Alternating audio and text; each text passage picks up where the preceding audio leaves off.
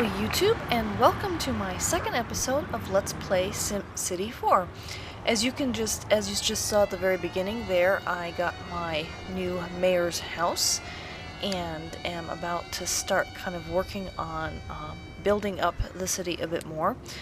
In the last episode, you saw that I kind of established the city, built a farm, moved all the industrial zones out to where the power plant is, so to keep the pollution away from the commercial and residential zones. Just kind of working from there now. Here you can see I was kind of looking at some of the stats and everything before I decide what to do with some of the expansions, and I just got a warning that there's not enough fire protection in the city, so I went ahead and put another small fire department down there by the farm to kind of cover that area, and then also putting one up by the new industrial sector to cover that area as well. I don't think I necessarily have disasters. I don't know if I have disasters turned on or not in the game, to be perfectly honest, but I definitely haven't had any yet. I don't know what's the default anymore, and I actually haven't looked that deeply into it. But anyway, so you can see here I'm kind of looking around at a few things. Here I am now adding a landfill.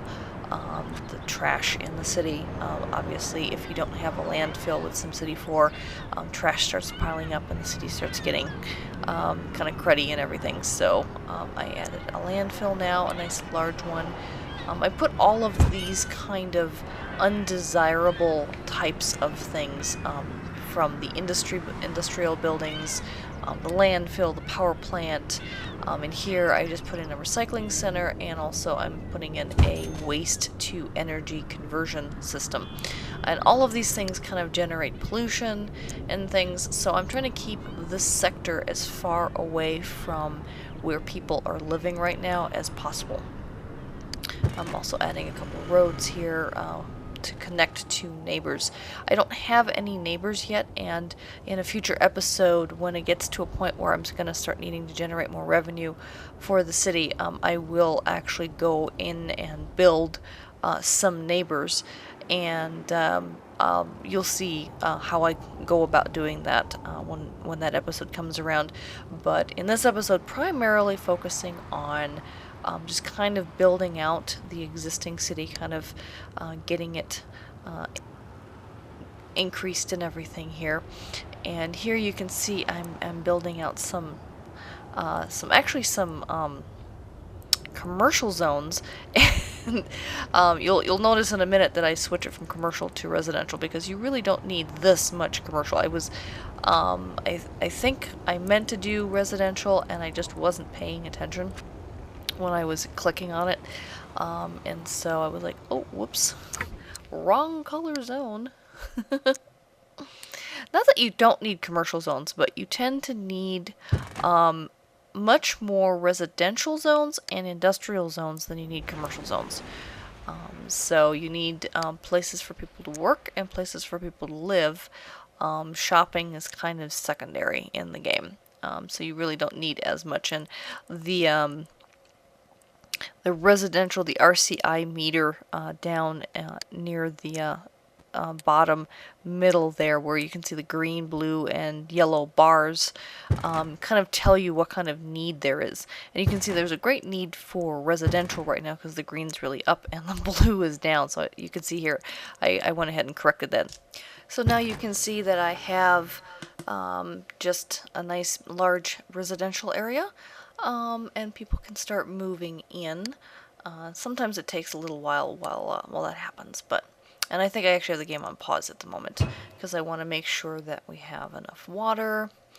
Power isn't a problem because they're all adjacent to other zones that have power, and that sort of thing. So just kind of building things out here and making sure I meet the demands. And now that I have all this residential, you notice that the little blue meter for the commercial zones actually kind of ticked up a little bit. So it's like, oh, we have all these people, now we need now we need residential zones. So yep, so here we go. I'm putting in some some nice residential zones there. And here I fast forwarded past some of the stuff I was doing because I was looking at a lot of the graphs and charts and things, and I think some of that can be somewhat boring.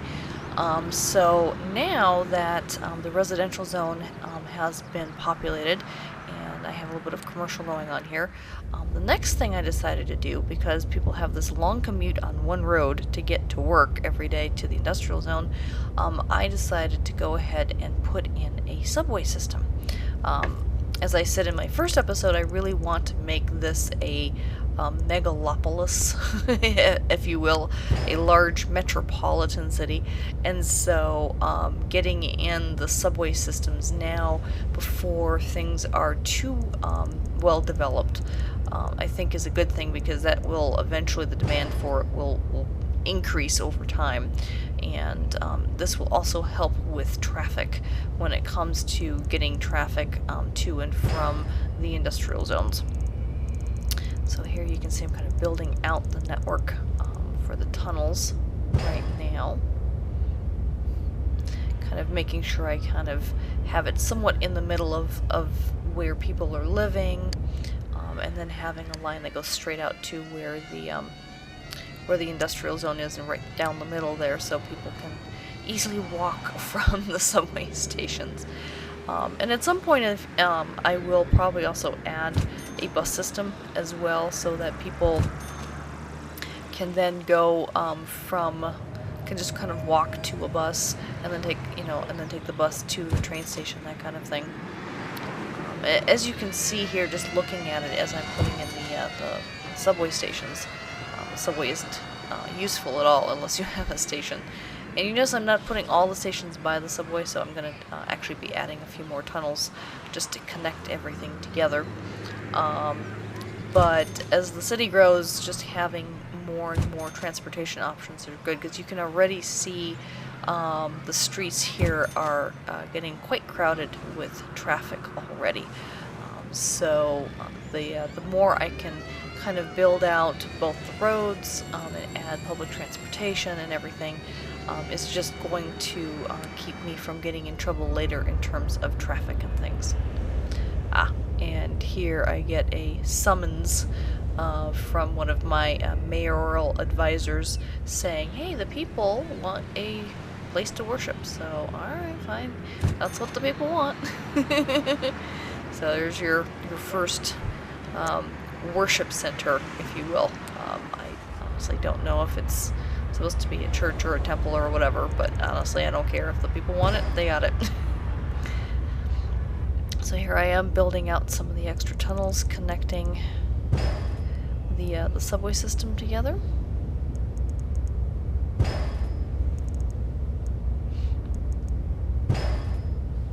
So now people have an easier time going to work. They don't necessarily have to drive. Oh yes, we need stations up here too. Otherwise you get there and you're stuck in the tunnel.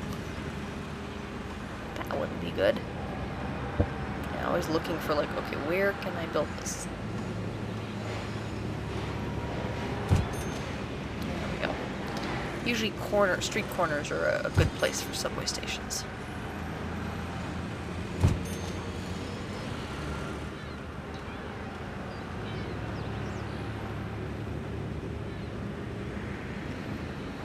And you can see there's a pile of trash already forming in the landfill. I may have to expand that over time. Yes, we have a zone here where there's no car access, so I think I decided to put in a garden or something. Yeah, small flower garden. That was kind of pretty up the place a little bit. And I'll put a couple more over there too. And I have a couple others that I kind of left unaddressed for a while. I eventually will address them.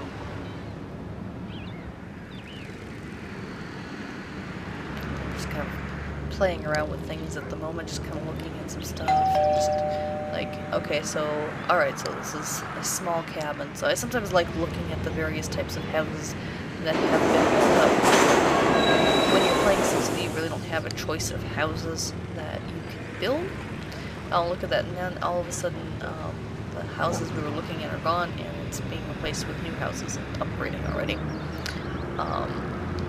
The only thing you have control over, and I mentioned this in the previous episode, is if there's a building that you really, really like, you can mark it historic, and then it doesn't change.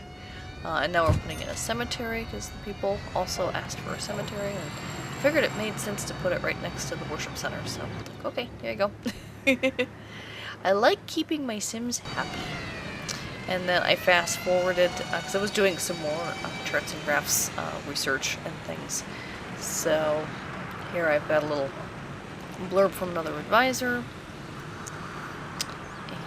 And you can see more buildings are kind of coming in and building up and things.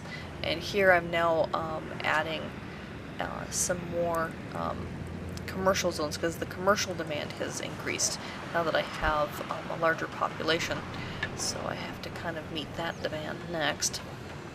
And kind of putting the commercial zone along a major thoroughfare, and the one I'm putting it along is the one that takes people up to the industrial zone. So I figure people can stop and shop on the way home or on the way to work. So I mean, the way I kind of plan these things out is because I grew up in a city. I grew up in Chicago, and so I kind of always think about, okay, what would I want if I was living here? It's one of the things I always complained about after moving to Colorado. The town I live in is really great, but I have to kind of go out of my way to get things sometimes. Like I would walk to work. I used to live 2.5 miles from the job that I had. And with that, I always would have loved to have had a Starbucks along the way so that I could get a Starbucks that I could drink on my walk to work.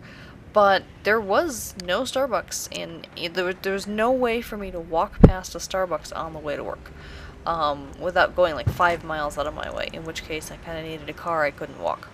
So if I really wanted a Starbucks in the morning, I was basically out of luck, and it just really wasn't a cool thing. So, here I'm finally getting a warning about traffic jams and stuff. So here I'm fast forwarding a little bit, and I had a slight glitch in the screen here, but here we can see the heavy traffic. I've got looking at a chart about that, and so what I'm doing, you can see that the gray streets are smaller than the black ones, and so what I'm just doing here is I'm going through and I'm replacing some of the side streets, the gray streets, with full-on roads. The black asphalt roads can take more traffic than the streets can, and so by putting those in, it will help relieve some of the traffic jams and things. And I think over time I will eventually replace most of the side streets with full-on streets. Alright, so I think we wanted a new school, so I think what I have now in the town is an elementary school, and I think this is basically adding a high school. Either a larger elementary school or a high school. So, a larger population, need more room for the kids and everything. Alrighty. I think I was going to put in another road or two still. Yep, there we go. I think that was the really busy road right there. So that should relieve some of the traffic.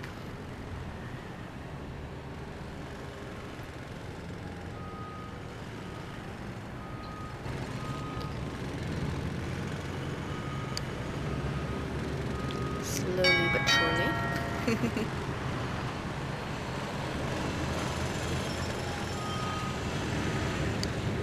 Alrighty. Yeah, for some reason that one house has like no access to work, and I'm not quite sure what was going on there. I don't think I ever figured that out yet.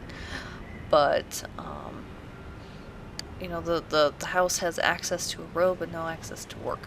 Oh, I think one of the things was there's a higher demand now for industrial. So yep, there we go.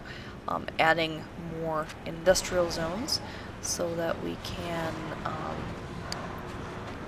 give people more places to work.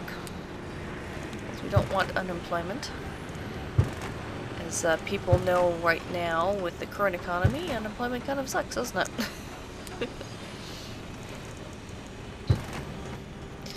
So, I mean, generally, in general, a mayor can't necessarily control job creation in terms of like actually like creating a place for for someone to work, as much as approving like the zoning for industrial. So yeah, we've approved for places for people to work. So here now companies can come in and build places to work.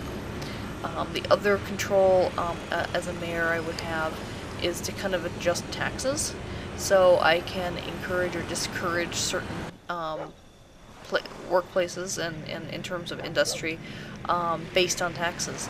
So I think in one of the future episodes, one of the things I'm eventually going to do is start tweaking the taxes a little bit and looking at the dirty industries versus the cleaner industries, and taxing the dirty industries higher and giving a tax break to the clean ones to try and encourage cleaner industries, like high-tech industries coming into the city, and discouraging the dirtier types of industries.